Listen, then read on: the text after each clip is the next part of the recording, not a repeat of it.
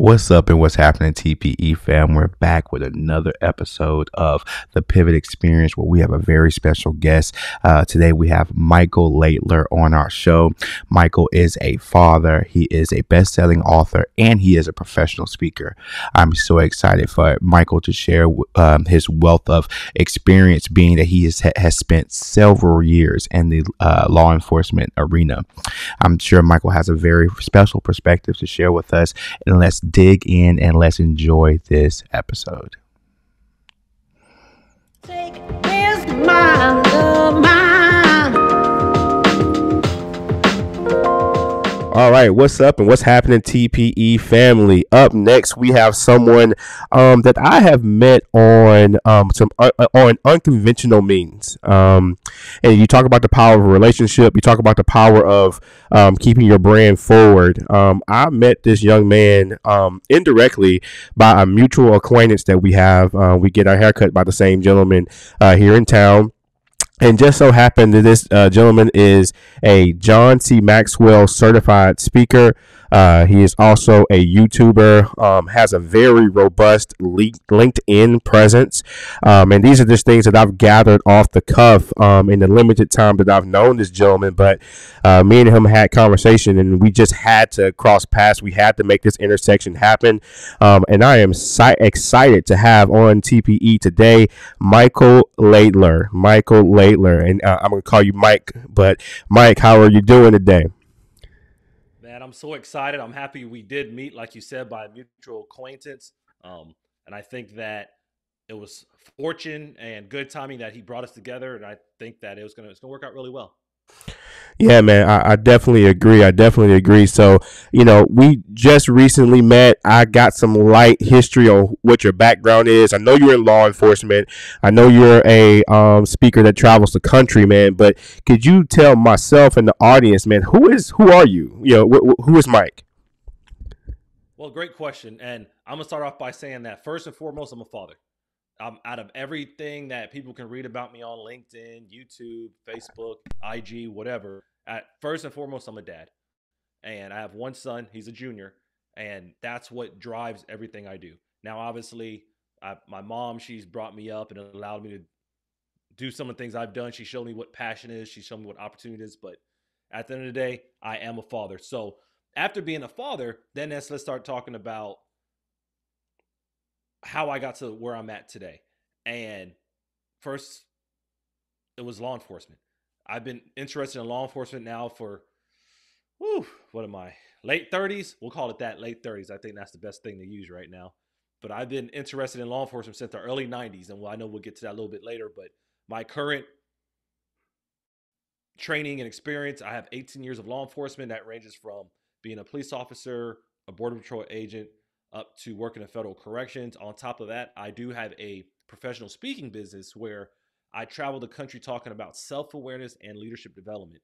And during that time, I've been blessed and fortunate to actually have the chance to even write a book called Greatness Beyond the Badge. But I think the best part of all this journey is that I'm learning about myself and it's allowing me to teach others on how to get better as well.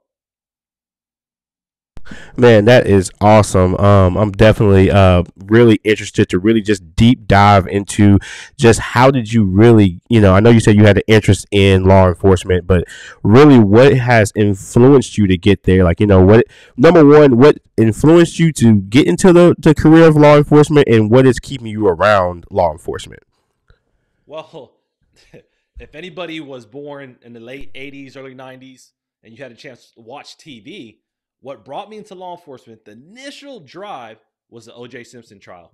That is what got me to where I'm at right now.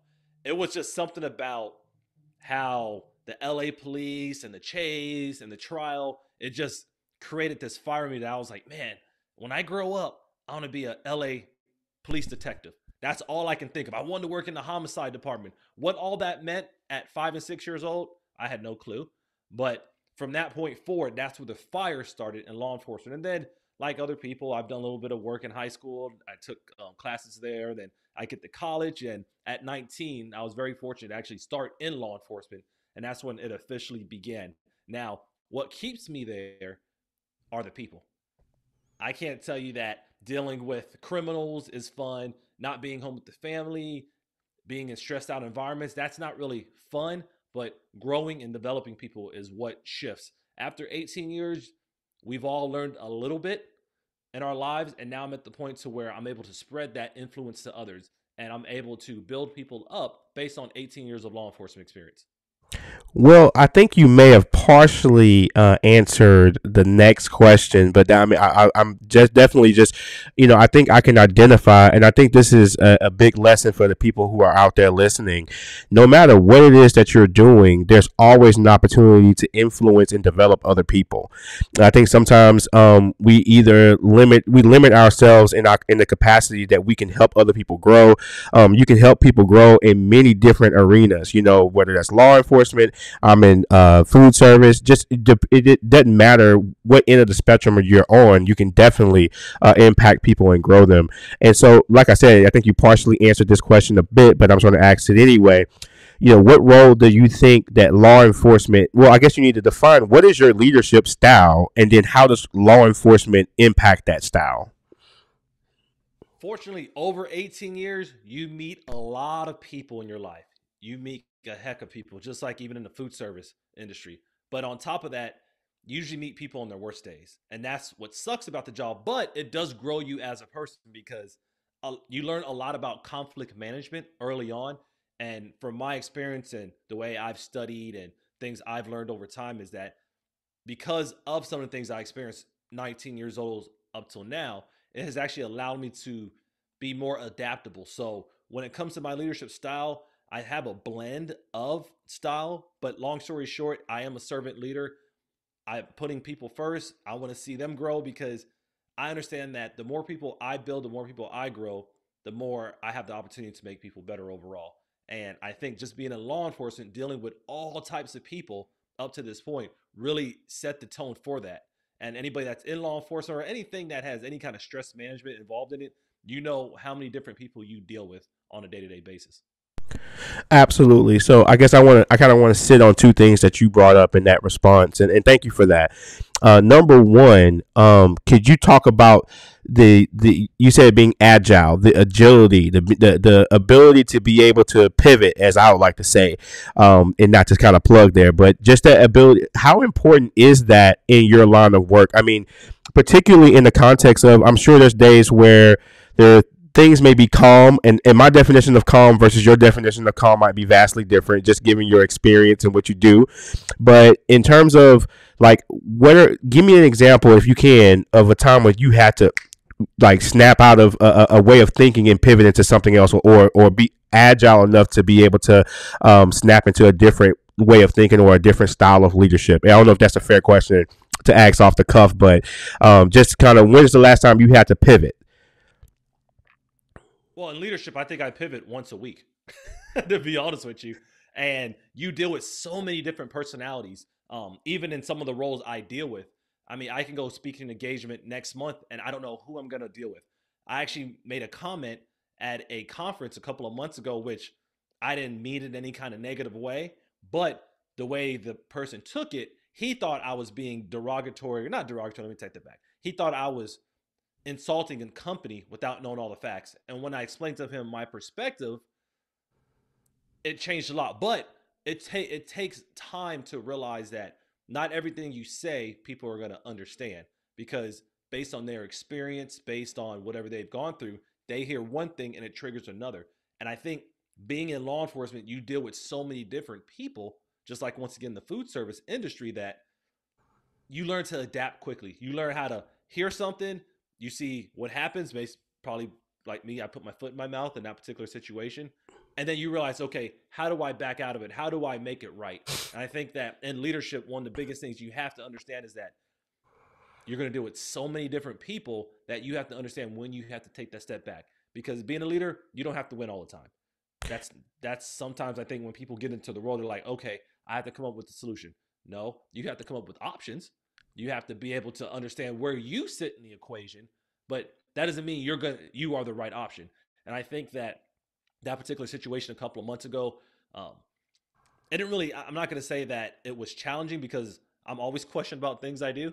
I mean, you speaking up in the front of enough people, you lead enough teams, there's always going to be one person, always, that dislikes your style. I don't care if you are Mahatma Gandhi. There's always going to be one person that dislikes you. Mother Teresa, there was somebody that didn't like her out there. Trust me, there's at least one person. So, not saying I'm either person, but I understand just through my life, through things I've gone through, that when it comes to leadership style and be able to pivot, you have to do it quickly. And I know in that case, I had to, because if I would have took it as an insult or the individual coming at me in a way like he's trying to challenge me, then it could have been worse. But once I heard and waited, listened, I said, okay, I understand what you're saying. And I said, hey, I didn't mean it that way. As a leader, you have to learn how to accept things as they are sometimes, try to improve it. But if you can't, that's fine, as long as you try your best. No, and so okay. Again, I don't want to go down the rabbit hole here, but I think you kind of opened up a can of worms. And when you said, just taking basically when you said take that step back, I hear taking ownership, and then I further hear taking accountability for the things that you said or did. And I know you recently, I don't know how recent, did a video on YouTube on your YouTube channel regarding accountability, and so I think you're pretty versed in this idea. And so, what's your thoughts? In that instance, I think you took accountability for your words, not necessarily saying that you were wrong, but you said, hey, well, this is an opportunity for me to explain what I meant. You could have taken the posture of, well, I don't have to explain that to you. I said what I said, and that was that. But you had the humility to say, you know what, I care enough about this situation. Let me offer some explanation. And so I guess when you take accountability, to me, that's synonymous with care. Like, it's when you're accountable to your responsibilities, you care enough about the organization, you care enough about your brand, you care enough about the business to be able to say, hey, I was wrong in that regard. Or, hey, I might have said that in a way that I can see where your point is, but let me explain to you what I meant. And so I think it sounds like to me, whether it's in your speaking business or whether it's interacting in the field of law enforcement, you're willing to take that accountability either direction. Oh, absolutely. And I think when it comes to accountability, it starts with being able to take responsibility for what you do and be able to own it. I know a lot of times we tell people, and that's kind of like you said, what my video talks about. A lot of times we want to say we're going to hold someone else accountable. Well, wait, a person has to hold themselves accountable. That's where it starts. And in that situation with me, I had to take responsibility. It came out of my mouth. So I had to say, okay, let's look at the perspective. Let's look at the empathetic side of what's going on. Like what's going on? What is he experiencing to make that come up? So for me, when it comes to accountability, I think it starts with being responsible for your own actions and understanding how they play a factor in other people, because we all know that not everybody has the same view of things. If that was, we would all be robots. We would all just be following one straight line. But we know people are different. And I know for me, when it comes to accountability, and anybody I lead or I talk to, my people that are on my team, I'm like, hey, do you feel responsible for what you do? Do you have a care? Do you own what you're doing, whether it's good or bad? And then once I see that they are responsible and I'm responsible for whatever, then that's where I believe accountability really kicks in. Yeah, no. And it's ironic that I've had a situation just today, that dealt with accountability, or the lack thereof, I should say, in terms of the individual's actions and how those actions impact the other people. Because what a lot of people fail to realize, when you don't hold yourself accountable, in the organization, you not only affect you and your own work, but you affect the work of other people. So, progressing on, you also mentioned in your initial response to the last question, just about the servant leadership piece. And I think that's something, at least I remember when I thought I was leading effectively when I was younger. And they said, well, you got to serve to lead. And I was like, serve, they don't sound, those two things don't go together. How are you the leader? How are you in management and you're serving? And so until I really got that broken down, I was like, oh, I get it now. As the head, I'm supposed to be able to, provide for the needs of other people. And I'm supposed to be able, not to necessarily say be at their feet, but in a symbolic sense, that's what you are. And so I want to know, what's a time where you felt like your servant leadership was on its best display? I think it's on display daily, personally. and that's not boosting myself up or saying I'm better than no other people, but I know I work on it daily. Um, so if I had to take one instance, I can think about times when I've talked to people and convinced them how good they were, and they've put in for promotions, and they didn't think they were ready, but I was able to say, all right, what can I do to build you up to get you ready? And then they took some of that training, they took some of that advice, and they actually put in for the position and went into it not knowing if they would get it, but then they got it, and now I'm seeing them succeed. So I think when it comes to servant leadership, obviously you said it best already. You're putting people first, and you're leading by example. You're showing them how you want things to be done, but you're doing it through your own actions. Because if people don't think you can do it, it's going to be hard for them to follow effectively. Now, people will follow titles. I mean, that's how life is. But when they see the actions in place, that's what makes them truly appreciate and respect what you're doing, not just your title. Yeah, you're setting yourself up to get minimum from the team when you Yeah. are relying on a title. When you're relying on just, hey, this is who I am, and this is, you ought to just respect that. No, you have to fulfill the office. You know, like the title kind of designates you in this space for the to be accountable to certain things, but you've got to fill those shoes. So I mean, that was really good, Mike. Thank you. Um, I want to kind of progress on to this question. What blind spots do you feel like you have, and how are you dealing with them? Like, I know this may be uncomfortable, not uncomfortable, but you know, a lot of people don't like to tend to talk about their weaknesses or the things that they have opportunities with. And so, in your guesstimation, what are your blind spots, and how do you work on those things? So, my blind spot, and I know it's been that way, and I've worked on it, is time management. I can tell you, all of us, or most of us, especially when you start getting involved, you're an entrepreneur, you're doing your podcast, your videos, you're having a full time job. Sometimes things get a little caught up with what's going on. So, one of the things that I created for myself, and I actually put it in my book, was called the 24-hour formula.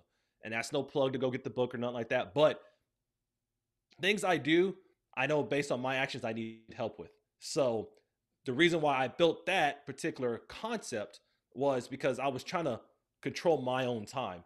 And I can tell days how effective my day is when I use it and when I don't. So I think one of my blind spots, if I thought of just one on top of the gate, or excuse me, out of the gate, it would be time management.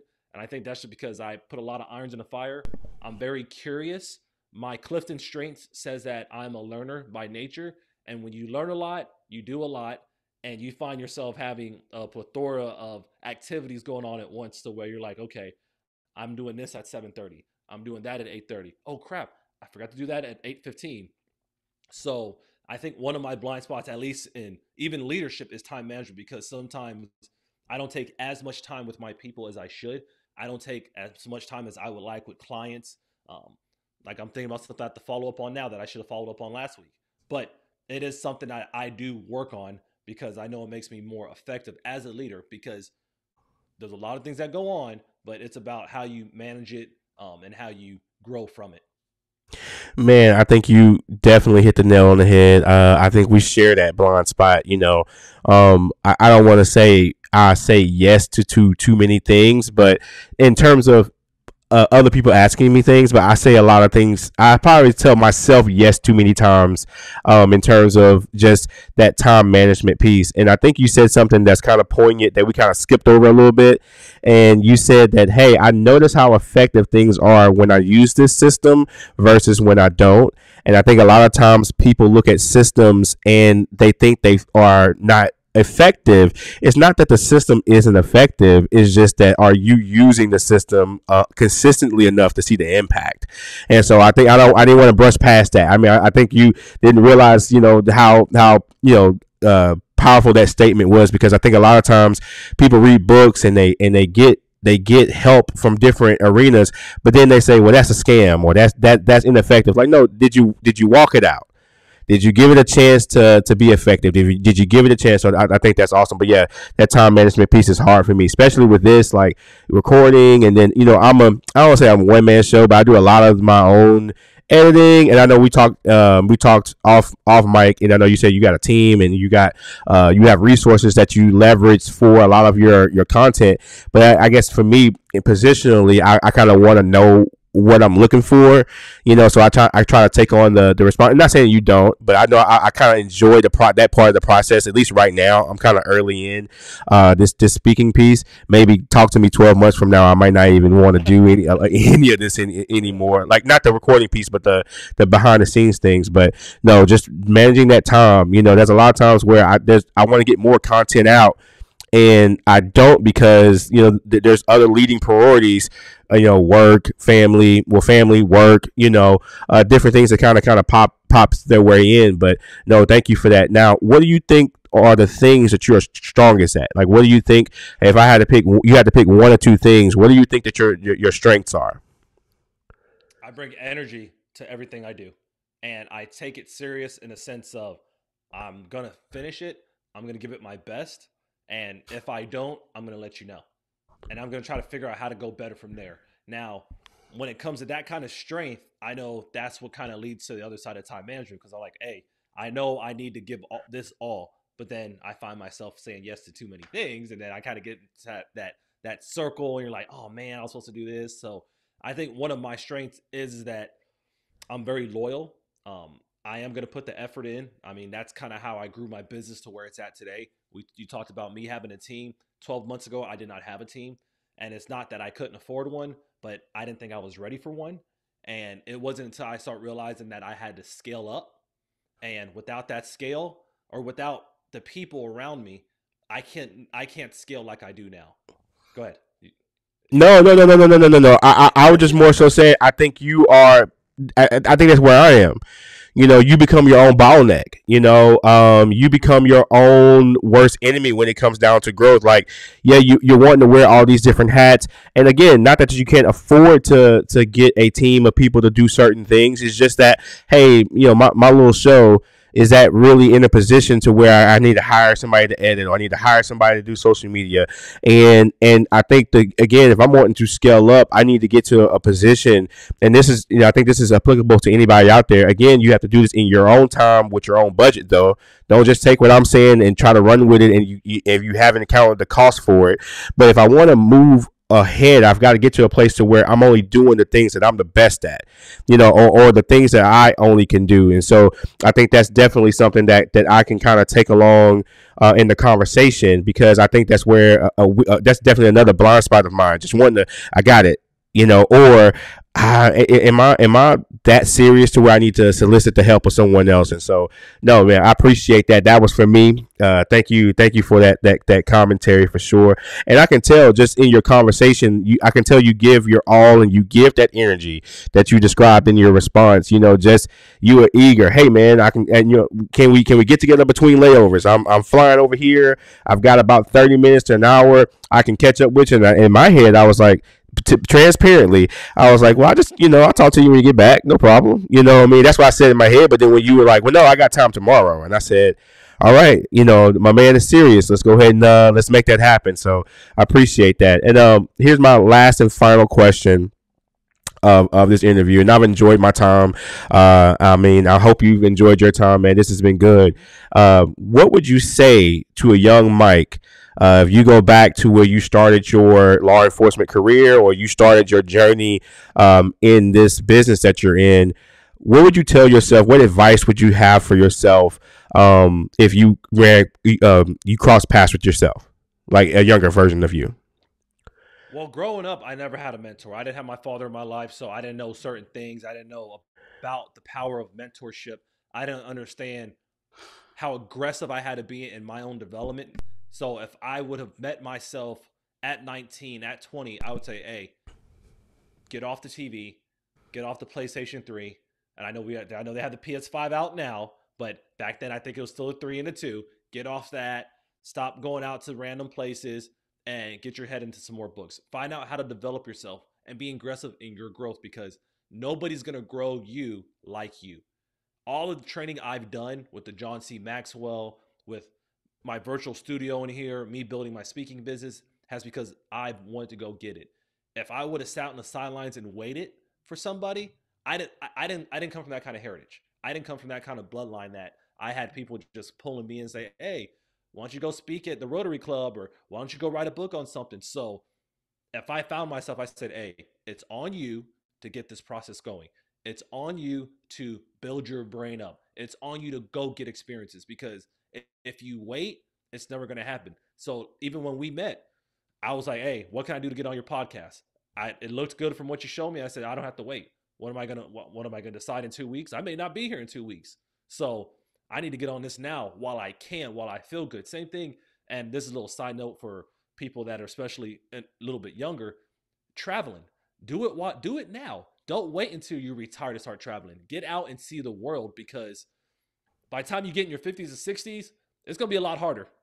It's gonna be a lot harder to get on those flights, the layovers, to have the energy to go. So what I would tell my younger self is go out, be aggressive, learn, find people to help grow you, travel, find things to do. Now, I'm not saying go broke, because that would be stupid. I'm not saying all your savings and not work on retirement, but if you're not working on yourself, you can't count on anybody else to. You just can't. There's a lot of nice people out there. There's a lot of nice people that's going to shake your hand, smile at you, but it's going to be ultimately you that knows what you want to do. If I would have known I would have enjoyed speaking as much as I do now, I would have been working on this 10, 15 years ago. I didn't start this journey until 2015.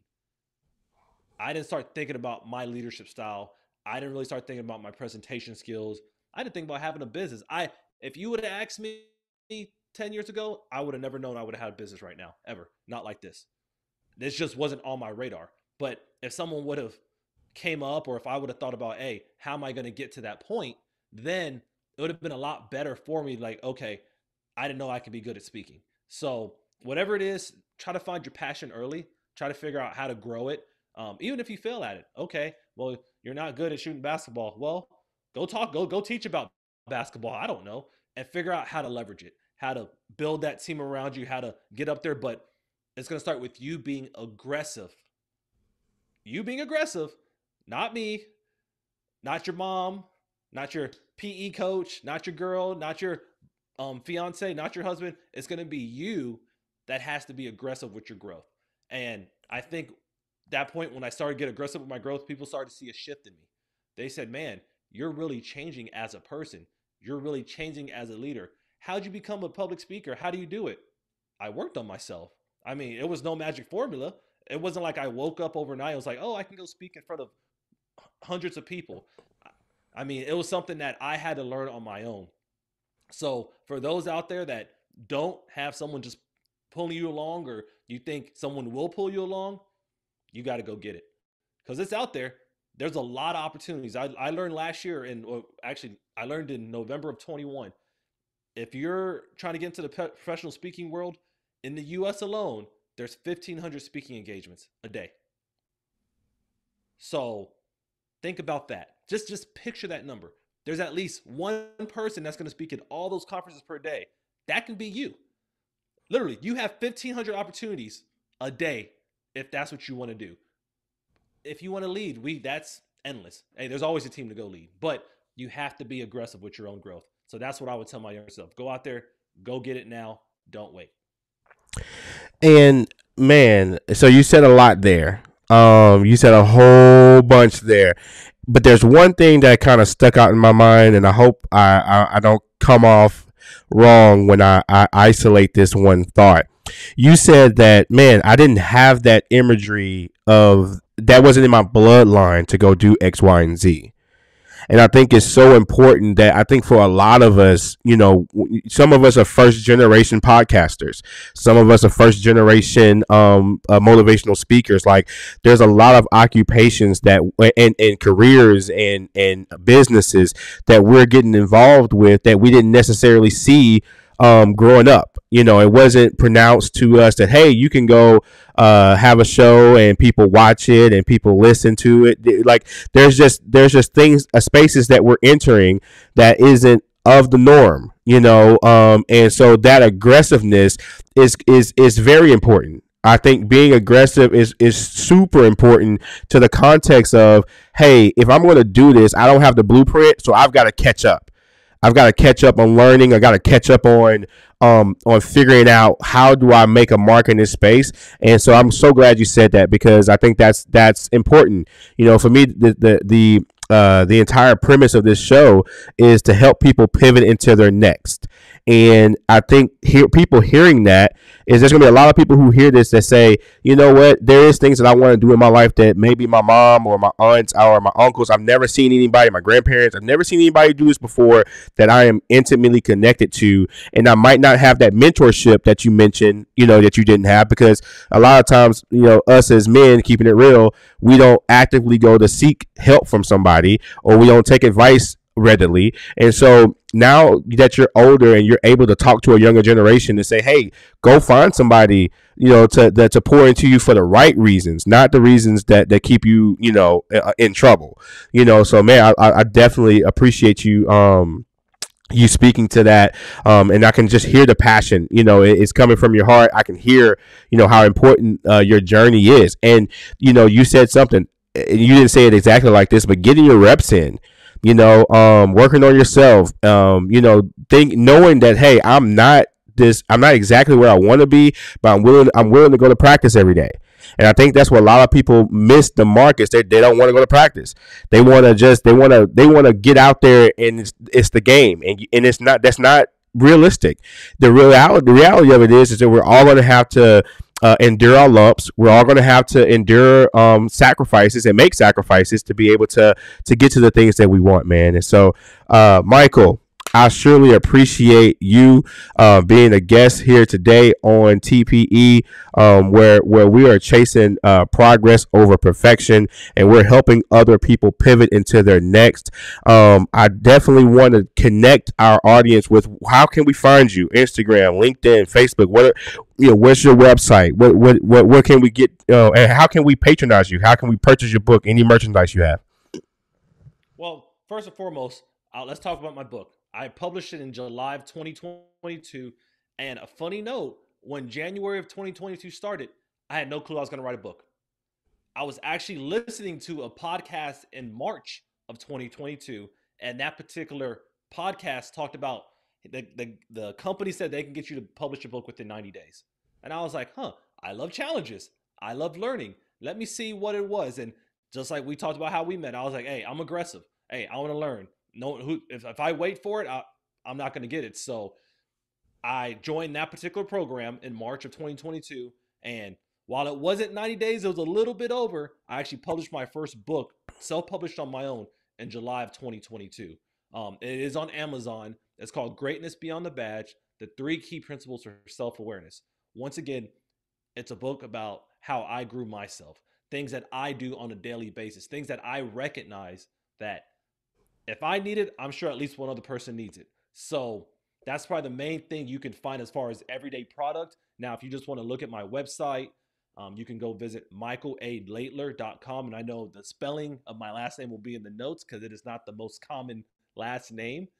You can find me on LinkedIn. You can find me on IG, both at Michael Laidler.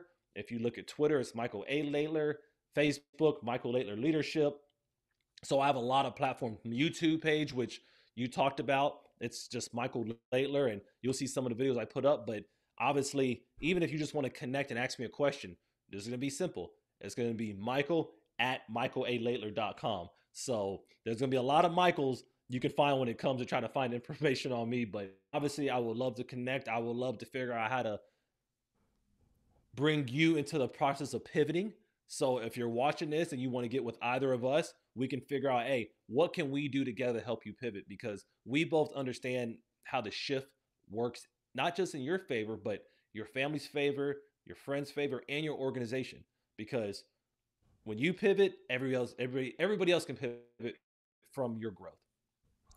Well, hold on there, Michael. I think you just stole some of that marketing thunder, but no, you guys are going to see and hear more from me and Michael. I believe we've got some good chemistry brewing here, and I think you guys might be surprised. Don't be surprised if you see us on doing some more things together. I think I've made a good acquaintance in meeting you, Michael. Again, I appreciate you being on the TPE. And all right, guys, until next time, peace. Hey guys, what's up? It's your friend, Pastor John R. Adolph from the Antioch Church in Beaumont, Texas. Hey, listen, do me a favor. Like, share, and subscribe this channel so you can continue to pivot into your next.